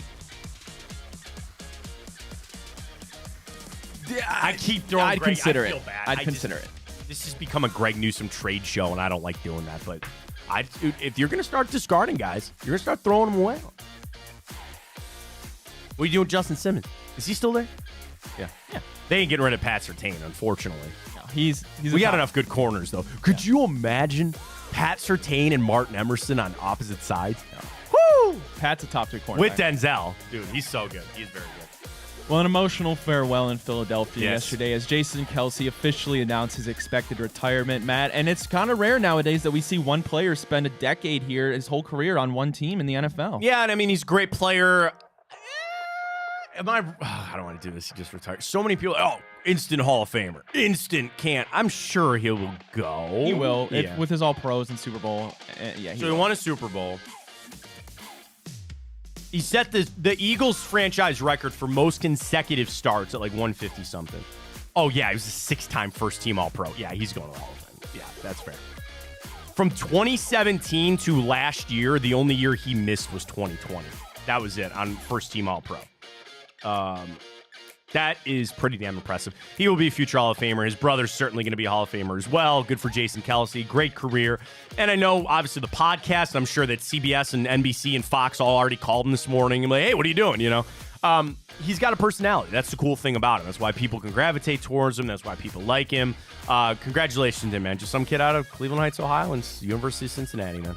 There they are. Well, Matt, this is going to be the last thing for the morning update, and I love bringing stuff up about the Live Golf because it just gets your panties all in a bunch, Matt. Well, the Live Golf League has withdrawn its application for recognition from the official World Golf Ranking. Good. Commissioner Greg Norman told players on Tuesday. You can't have them. You cannot have them. You play 3 days instead of 4, and you don't have a cut. You don't get world golf points. I don't care about a fractional thing. That's it. And do you want to know what? I don't think the Live actually cares. Because a good chunk of their top guys are still going to be able to get into the majors. These guys are living the dream. For a lot of them, by the way, they all won a Masters. Patrick Reed, John Rahm, Dustin Johnson, Phil Mickelson. They get to go to Augusta forever, and then for a lot of them, they won their major within the last 10 years, and that pretty much gets you automatic invitation to the rest of them. So they're living their dream. They got a fat stack of cash. They get to go play golf over there, and then they still get to play the majors. I get it. I'm not knocking that. It's just the people that are running it I don't like. Now, what the future is, where the PGA Tour, even they've softened their stance. Even some of their hardest supporters, Rory, most notably him, but like Morikawa, all these other guys, even now they're like, if they want to come back, they can come back. Mark my words, they're all going to come back together eventually. I think within the next 3 years, Live Golf will cease to exist. They got their semi-point across, I guess. Some of these guys will come back to the tour, and some of them will just go on and retire. I don't watch it. And like, I saw the tweet about Joaquin Niemann, right? So he's really good, and he just won their event. And he got into the Masters as an international player, and people are sending the tweets out. They go, how good is Joaquin Niemann right now? I'm sure he's really good, but he's not playing against the best of the best. And you might say that the cream of the crop is over at Live. Yeah, sure. But when they're beating the hell out of everybody, like, and I'm not trying to knock some of these guys like Taylor Gooch. Have you ever heard of him other than a funny last name? No, but he plays on the Live Tour. Those are the guys that John Rahm's beating up on Sunday. Yeah, Dustin Johnson's still there and Cam Smith's still there and all that. it's not the best. And I'm on the PGA Tour. I don't watch Live. I don't really like Live. But I think in a couple of years, it's all going to dissolve. And they're going to come back together, and they're going to get it figured out. And I do truly want to see the best golfers out there playing against one another. I want to see Brooks Koepka at majors. I want to see Dustin Johnson at majors. And if they can do that, then so be it. We'll see how it goes. All right, Ryan, you've already got it pulled up. It's on life support. Speaking of our new Cincinnati Bengals show, we got the Bengals in the Immaculate I'm Grid feeling today. good about this one. Here we go. Got to go up and down and left and right, okay? So you got to get Saints. I already got a Saints-Panthers one lined up. Here we go. All right, so we got all these ones ready to go. We fill them out. We haven't had a complete one in a week, so we got to get one. Today's the day, Ryan, the final one all the way to the right. 5,000 career receiving yards. Oh, receiving yards. Okay, so we're good on that. Go Michael Thomas? You want to go Michael Thomas? Let's do it. You and I both know where we're going. Saints-Panthers. Teddy Ginn? 10 Gid Jr., damn right. Okay, wait, there's a 26. Michael Thomas had to been 2016 to 2023. There's two of them. Who's the other guy? 2013 to 2022. Yeah, the other guy. Yeah, okay. Ted Ginn Jr., Saints-Panthers, of course. Bills, 5,000. Just want to receive. Diggs. Want to do Diggs? Yeah, because he doesn't apply anywhere else for that. Diggs is good. Bengals, just want to go. AJ Green, but again, like, he doesn't. No, because he went to Arizona after he was done. Okay, good. I got one. Saints. Go ahead. Bengals, Panthers. Hayden Hurst. That's a good one. You've been on this Hayden Hurst, driving the Hayden Hurst. Oh, I forgot to start the timer. Oh, we're cruising. We're cruising. So I'm going to give us 7 minutes from right I got now. one. Ooh, Saints, Lions. We'll go ahead with yours. I had one too for that. Jamal Williams. That's a good one. Okay, I was going to go Eli Apple. So I think he was up there in Detroit, but that's fine. Go ahead. We'll do that. It's good. Wait a minute. Oh, go ahead. Do that one. Did not Eli Apple finish things out with the Lions this past year? Am I misremembering that? Wait, why does it say Jamal Williams 1998 to 2010? Because I think there's an extra A in Jamal. That's what I thought. Jamaa. Yeah. Yep, there you go. God, I love this picture. 3 more. I think Bengals Lions is good for Eli Apple. Did Eli Apple go to the Lions? I think he finished the season out there. Did he not? This year? Yeah. Oh, I don't know. I think he was there. He was on a playoff team. I don't remember which one, but I think he was. Hold off on that. Okay. We can figure that out later. All right, so now we're to the Bills. There's a quarterback that I know has to be. Oh, Ryan Fitzpatrick.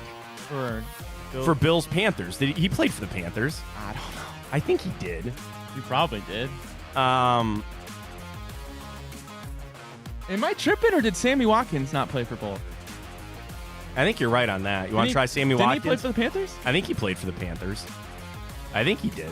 It sounds good to me. Now we start second guessing ourselves a little bit here. All right, so we got some names for that on the side.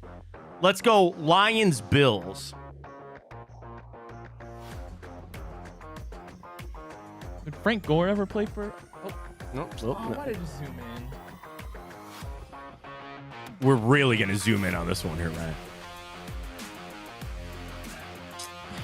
I don't know, man. You run your fancy dancy Apple over there. I got nothing for you. All right, we're back. I just know people are going to scream at us for some legendary player because those are two historic franchises for that. I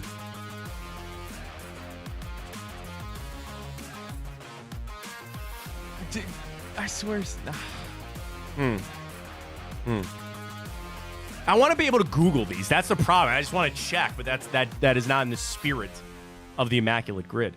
All right, we're at 2.5 minutes, which we're like 4.5. Okay, so we're about halfway through this. Okay. To figure it out. We got names. It's just, do we want to pull the trigger on them or not? Okay. Bills Lions. Bills focus. Bills Lions. Okay.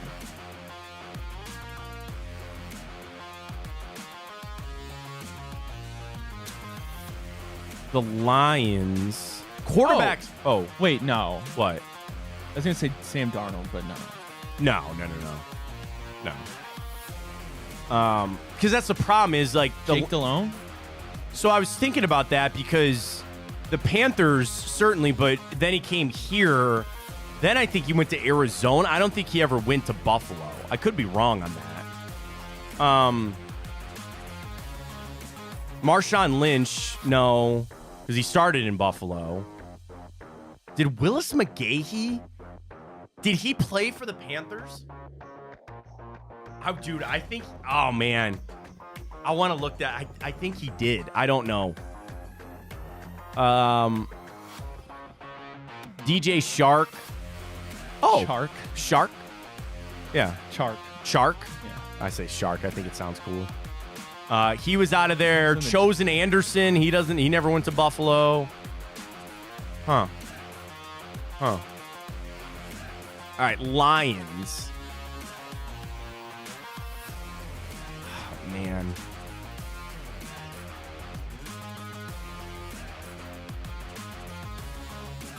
It's got to be. All right, do you want to just take what were some of the ones we felt? I felt like Eli Apple finished out with the Lions. Go Bengals. Unless you have another one, Bengals Lions. I don't. Unless there's one we can think of, Bengals Lions. I can't. Okay. I think he did.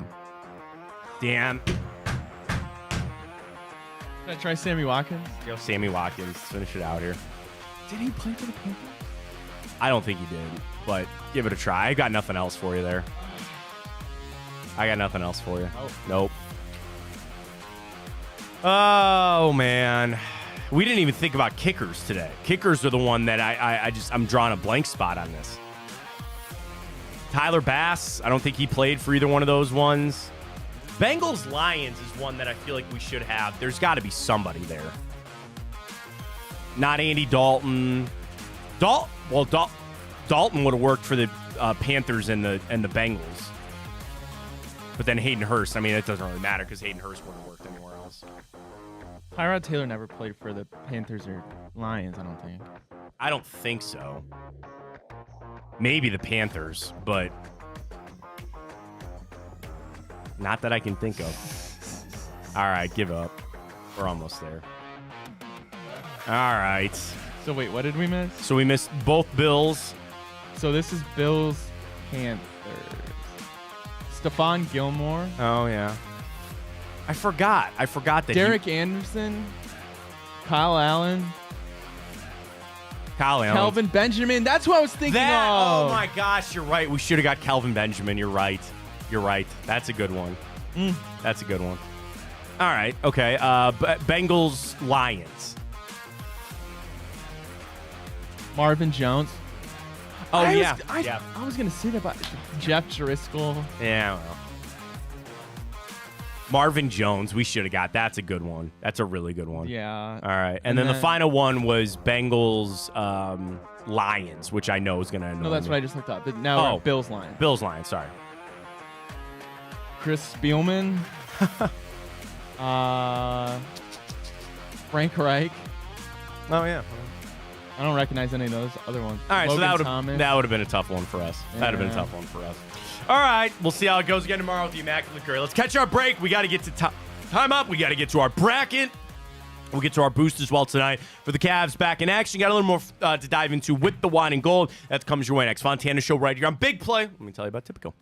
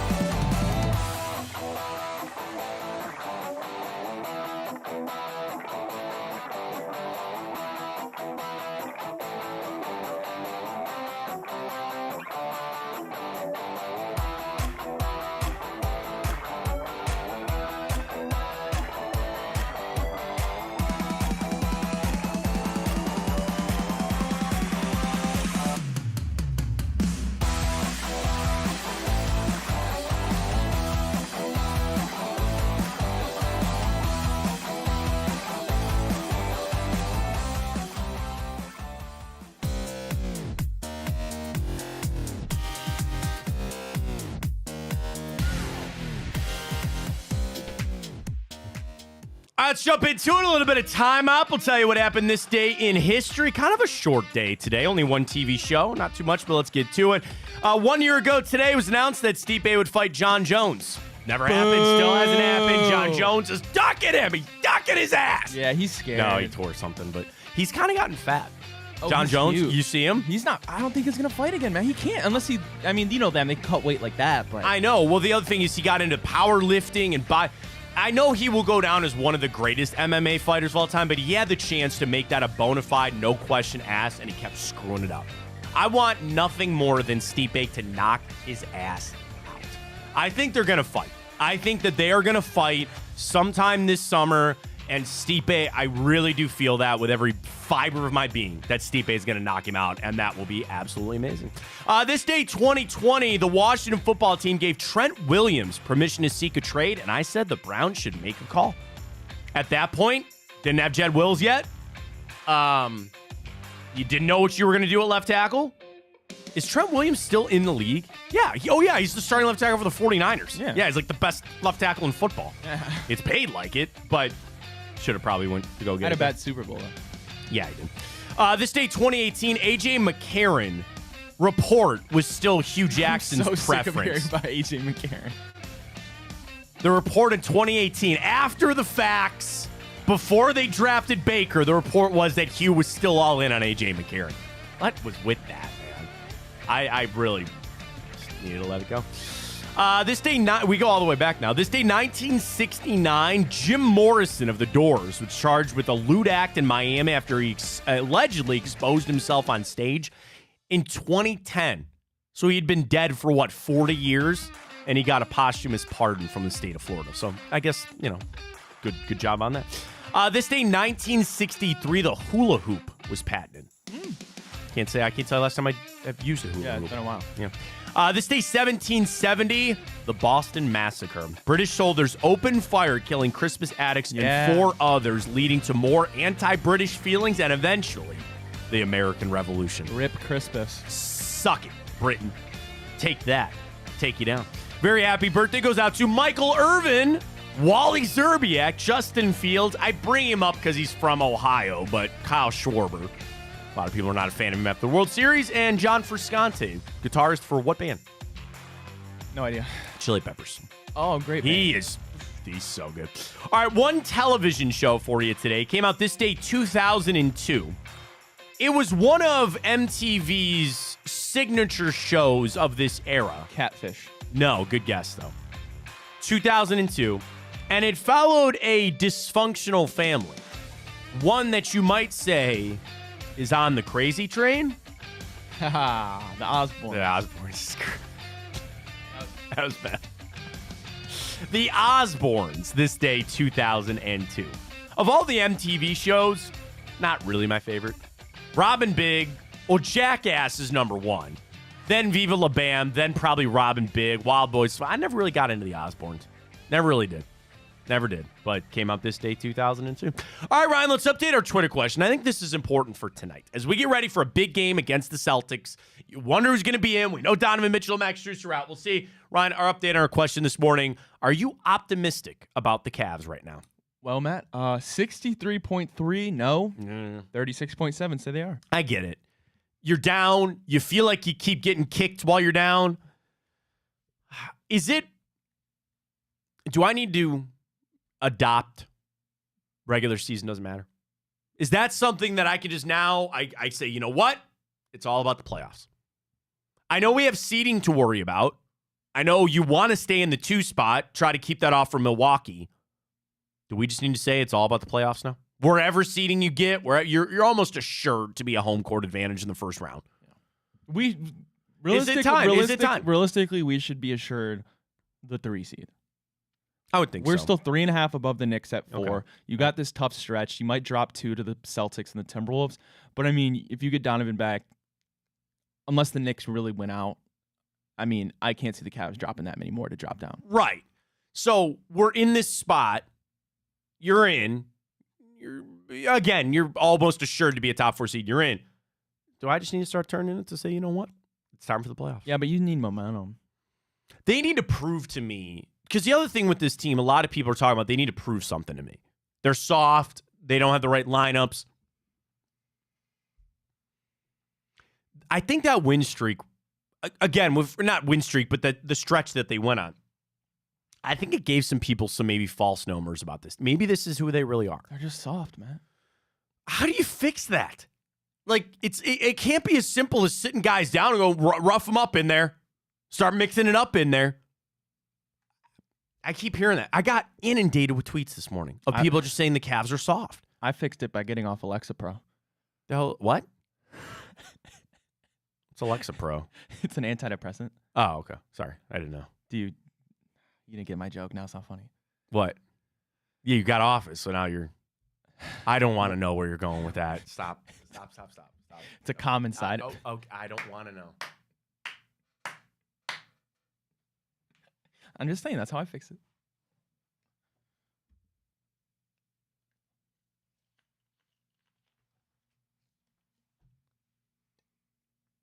Why? You asked how to fix it. I did not. Not that. You're 23. You shouldn't be having those problems. Exactly. That's why I got off it. New one's working better. I don't. It's just, please. Oh my God. Well, I'm glad you're doing well. Thank you. I'll just put it that way. Oh, me too. I'm. Scary times. God bless. Our second 2 for 2s.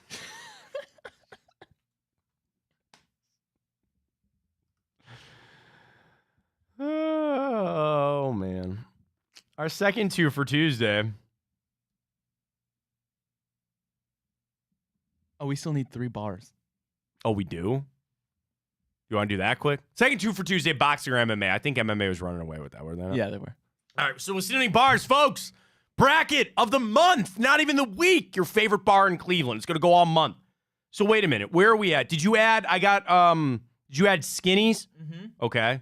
So we need 3 more East Side bars. Tweet them, put them in the comment section right now.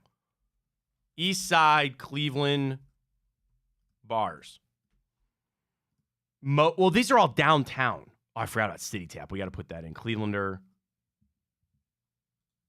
University Serve. Here we go. Cleveland.com from 2016. Now, you're going to need to check to make sure these bars are still open.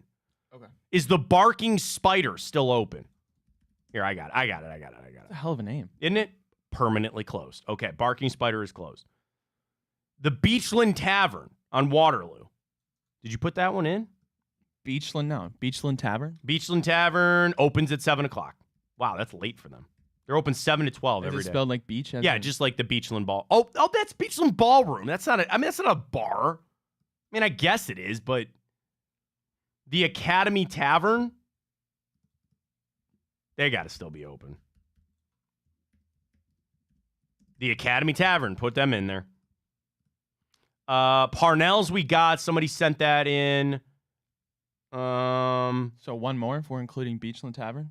I don't want to, but it's Beachland Ballroom. Happy Moose we got. Frank and Tony. Did you put Frank and Tony? Well, I think Frank and Tony's closed. Yeah, you told me that was closed. I think it did. Nope, they open at 11 o'clock. All right, put Frank and Tony's in there. Good pizza. O'Reilly's Scoreboard. Didn't somebody tweet us Scoreboard? Is it Frank and Tony's or Frank and Tony's? Frank and Tony's. You have got to put the annex in there. I forgot about the annex. I've gone there a lot. A couple of my good friends live on the east side, so when we go golfing, we always go back. The Annex Bar and Grill. I love that bar. They have such good burgers. Yes, the Annex. ANNEX in Solon. How could I forget about that one? Yep. Rick's Cafe in Chagrin. I've been there. Not bad. Gears and Cheers. Never heard of that one. We should be good. All right, you good? Yeah. We got it? You want to bring it up for the people? Yeah, 1 second. 1 second. There it is. All right, folks, our bracket is up. Best East Side bar. That will go this week. Then we go South Side. We'll go West Side. We'll go downtown over the next couple of weeks. And we have the East Side bracket set to go. And here it is. Alrighty, tonight, Group 1 and Group 2 are going to go. Group 1, DePompe's, Rudy's Pub, County Line, and Skinny's. Ooh, County Line, yeah. Oh, I live right kind of near there. Yeah, good place. In Brecksville, okay. Yeah. Group 2, Ground Zero, Kepner's, Spats, and the Annex. Okay. Group 3, Annex. Black Forest, Fairmount, Panini's, Academy Tavern. Group 4, Parnell's, $18.99, Happy Moose, and Frank and Tony's. What, oh my God, I was just going to say something. Did you put Wild Eagle in there? Because we're going to put them in. There's multiple let's spots. Let's put it downtown. Let's say that for downtown. All right, that's fine. Because downtown, we're going to include Tremont and West 25th in downtown. Even though West 25th, I know is I used the river in 71. Angelo Caros at Scalpers. So I got a vote for Scalpers earlier too. Is there one you want to take out? Did you put Scalpers in there? I don't. No, I don't. We can take out something. You want to? Okay, so run through some of them. We'll put it in tomorrow's group then. We can take out. Should we take out Paninis? Because that's like. Yeah, take it out. Yeah, put Scalpers in there. All right, we'll do that for tomorrow. Put Scalpers in there. I saw that earlier. We should have put that. All right, we'll put Scalpers in for tomorrow. So again, month-long bracket. Every single week will be a different side of downtown. We'll get that all figured out and getting ready to go. I clicked on this story this morning. It's kind of crazy. What's the most expensive thing you've ever lost? Because a couple in Kentucky lost a $50,000 lottery ticket. Yeah, that stings. Mark Purdue bought a Powerball ticket in October of last year at a gas station where he's a regular. About a week later, he walked in to buy a Diet Mountain Dew, and the owner tells me, "Congratulations." And he goes, "For what?" He goes, "You won the lottery." And he goes, "What do you mean?" He goes, "I have you on video. You played a ticket, and you won $50,000. He had been beating himself up for 3 months because he threw the ticket away, or so he thought. Purdue is arranging transportation for a coworker. When he checked the company vehicle, guess what was lying on the seat? Oh, he found it? He found the ticket, and he said, "That's it." The vehicles are rarely driven for his company. The ticket must have fallen out of his pocket the last time that he used it. It must have been sitting there for how long? He took it to the headquarters the next day. They took their picture and cashed in $36,000 after taxes. It's a nice brand new car. You get in the car and you see the winning lottery ticket. What do? There's only one answer. You take it and you walk. Every jackwagon. I'm talking about you get in the car. Yeah. You get in, say you own a company car, and you get in there and there's a lottery ticket, and you scan it and it's worth $50,000. What do? I'm cashing You cash it. Yeah. Everybody in the store, everybody at your work will go, "Oh, I drove that last. That was my ticket. It was my car. It's mine." Now, if you played the same numbers and they could tell you what the numbers were, then maybe I'd feel bad. At best, I would say I'll split it with you. Yeah. Because I found it. You wouldn't even have known it had been in here if it had not been for me. Well, I saw a story, Matt. There was somebody who was, this older couple was having a garage sale, and they sold this, like... How many times that happened? They sell something, it's worth millions of dollars. It was like an African mask. This dude bought it for like $10. Yeah. He sold it for, like $100,000 something dollars. And then they try to like sue the guy saying he like swindled them. But like you put it on a garage sale. Yeah. Just because you didn't know the value doesn't mean. I've seen a couple of that with video games where people put video games out on a lawn sale. You got a garage sale or a lawn sale? Garage sale? Garage sale. Garage sale. Yeah. And you go up and, "Oh, hey, you want $5 for this?" It's a sealed version of Super Mario Brothers worth however much money. There are people, I know there's some family friends that they, like on Saturdays, they'll go garage sailing. And they got a list of where they're going to stop, and that's just what they do. My in-laws have a place up at the lake. One of their neighbors, on Saturday, she has $60. And she could spend it all on one thing. She could spend whatever, but she just goes. And I always tell her, if you ever, Becky's her name. I go, if you ever run into golf stuff, let me know. Batman or golf stuff. You ever run into that at a garage sale? Call me. I'll Venmo you. Pick it up for me. I'll come grab it for me. I can't tell you the last garage sale I've been to. Yeah, I haven't been to one in years. We need to have one. My wife just texted me. She goes, "We need to declutter. Spring cleaning is inbound here." But again, $50,000. He left it on the company seat of the car. He found it later and was able to cash it in. Because it's like finding cash. Everybody goes, "Oh, wait, it was mine." Yeah. It was mine. Wait a minute. It was mine. What's the most expensive thing you ever lost? I don't know. Like... Or I'll tell you a story about losing something and finding it. I lost in college. I was working at the rec center. Got out of my car. My iPod fell out of my pocket. A silver iPod in the snow. I found it 5 hours later. Still worked. Nice. It was right next to my car. Because I got there. I was like, "Man, where's my iPad?" Or my iPod. And I thought I'd lost it forever. Walked out to my car after my shift and was laying there in the snow. I plugged it in. Still worked after that. But as far as finding things. Yeah, I don't know if I've ever lost something crazy. Like of value. I've lost my wallet. We were talking about that earlier. I lost my wallet. That was just a pain in the ass. I lost here's a funny story about thinking you lose something. My parents had these, we were growing up, they had like the video cameras, and they're all digital and that kind of stuff. And forever, my parents thought I lost one of the cameras. They thought I took it to a baseball game and I left it there. Never found it again. Dude, 5 years later, we were going through a closet and opened a random bag, and there it was. And I go, see, look, I told you I didn't lose it. I told you I put it back in that bag, and somehow that bag got thrown away or thrown into the back room, and you never found it again. So that's not my fault. All right, Brian, one more time for our boost tonight, Cavs. Yeah. The trends are against the over, but I just like it at 217. Let me give you your trends for tonight. So here's our boost at Tipico. Use that code Fontana100 when you sign up. Deposit and bet $25. Get $100 in bonus bets. And our boost over the 500 for this one. So we need over on points, little Darius Garland action, little Donovan Mobley action. Here are your trends for tonight. Boston coming in 6-0 against the spread their last 6 games. 10-game win streak. And against the Cavs, they are only 2-4 against the spread their last 16 games, or I'm sorry, the last 6 games against the Cavs, but they are 14-6 straight up in their last 20 games against the Cavs, but they don't play well at Rocket Mortgage. Celtics are just 1-5 straight up in their last 6 games against Cleveland on the road, but Boston on an 8-game winning streak on the road, and the under has hit 4 out of their last 6 games. Now you flip it over for the Cavs, not going so well. 1-8 against the spread their last 9. Jeez. But we're 13-5 straight up in our last 18. That's pretty good. Cavs are 0-5 against the spread their last 5 games at home. But here's some hope for the over. The over has hit 5 out of the last 6 games between the Cavs and the Celtics. So we're hoping on the over for that, although the under has hit 12 out of the Cavs' last 18 games.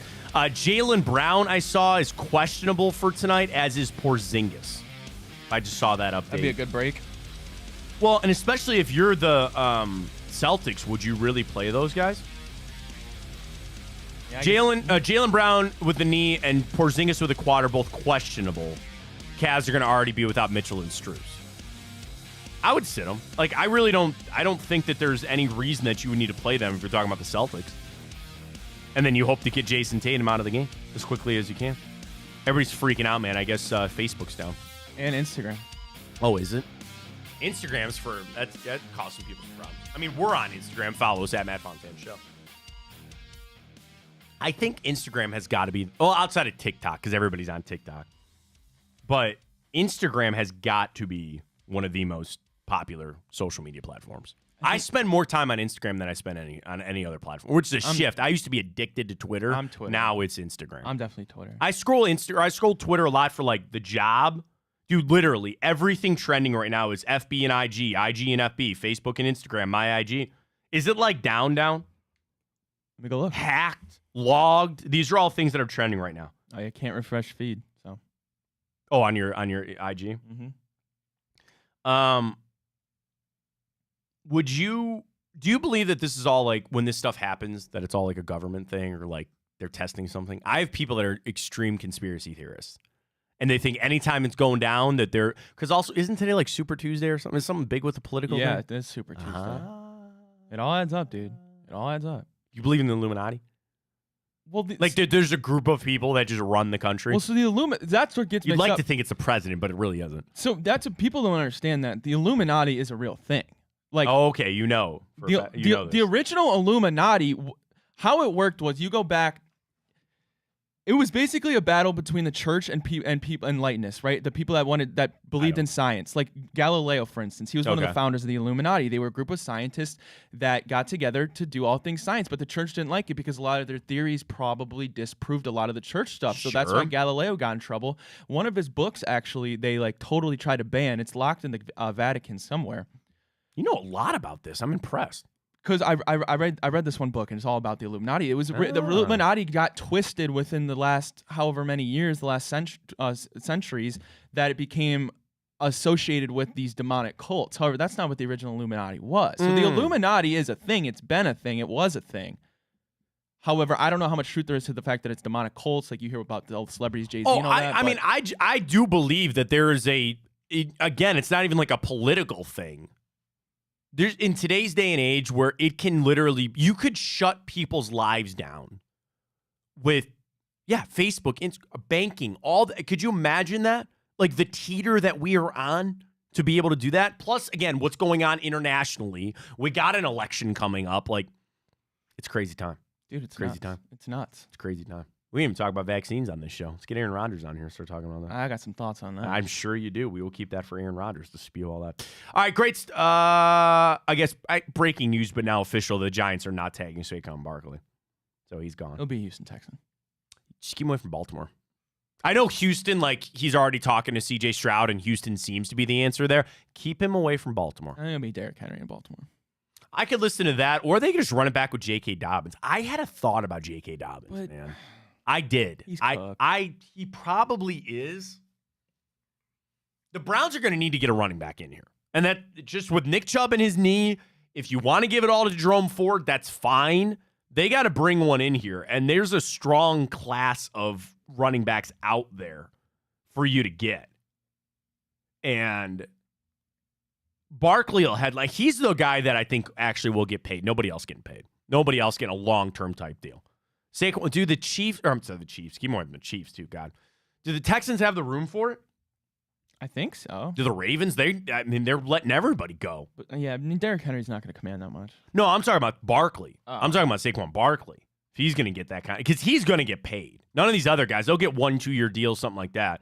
Saquon Barkley, I could see him getting that 3-year, $45, $50 million type deal. Not Christian McCaffrey money, but try to get up there on the average value. He's worth it. I'm a big Saquon Barkley fan, so I want to keep him away from a couple of spots. We'll see. All right, great stuff this morning. I want to remind everybody again, we have a giveaway coming up on Twitter. So this is what you do. You go on Twitter, X, or whatever you want to call it. Follow Big Play. I think it's just at Big Play. It's not Big Play CLE. It's just at Big Play. Here's what's going to happen. We're going to send a tweet out soliciting for your bet slip. You got to go to Tipico. You download the app. If you want, use the code Fontana100 and deposit and bet $25. You get $100 in bonus bets. You don't need to do this for the contest. You literally, any bet for $1 if you want. Any bet on any part of the Cavs-Celtics game tonight. That's it. Over-under, player prop. You want to go a bona fide pick. You want to go with our parlay, our boost for tonight. You place your bet, you screenshot it, and you send it out to the tweet at Big Play, which is about to go out. And then from that group, you don't even have to win it either. It just has to be a bet that you placed. We'll pick somebody from that group, and you're getting $100 in bonus bets from our friends at Tipico.